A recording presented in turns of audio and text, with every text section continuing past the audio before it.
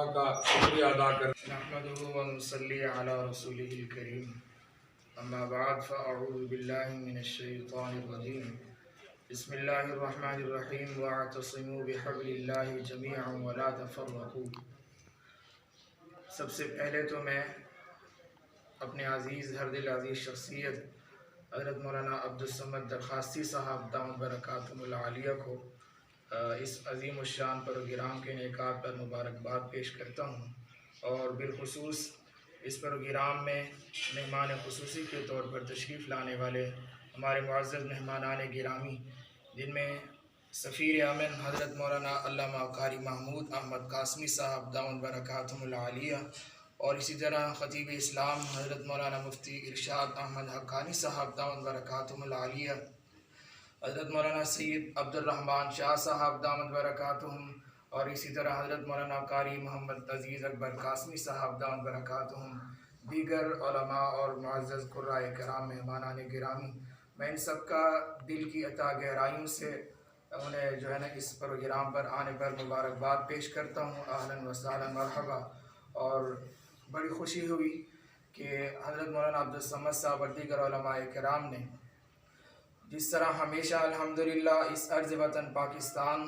کی سالمیت اور تحفظ کے حوالے سے موقع در موقع پروگرام کا انعقاد کیا، اور اس مبارک موقع پر بھی الحمدللہ وہ پیچھے نہیں رہے۔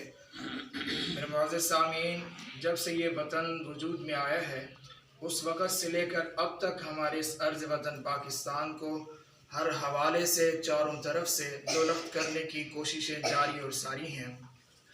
لیکن الحمدللہ اس ملک کی جغرافیائی سرحدوں کے محافظ، جنہیں ہم پاک فوج کے نام سے جانتے ہیں، انہوں نے، اور اسی طرح ہماری نظریاتی سرحدوں کے محافظ علماء کرام جو دینی مدارس کی چٹائیوں پر بیٹھ کر الحمدللہ صبح شام قال اللہ قال الرسول کا درس دے رہے ہیں، قرآن پاک کی عظیم الشان تعلیم دے رہے ہیں، انہوں نے الحمدللہ مل کر ہمیشہ سے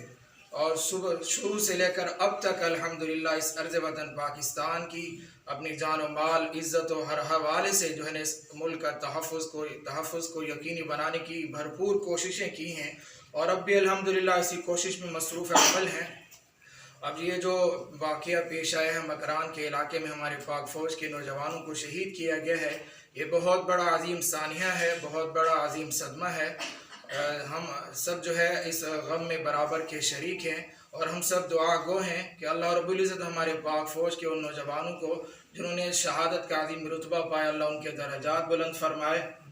اور اللہ رب العزت ان کی مغفرت اور بخشش فرمائے، اور اللہ ہم سب کو مل کر اس ارض وطن پاکستان کے تحفظ اور استحکام کے لیے مل جل کر کام کرنے کی توفیق عطا فرمائے۔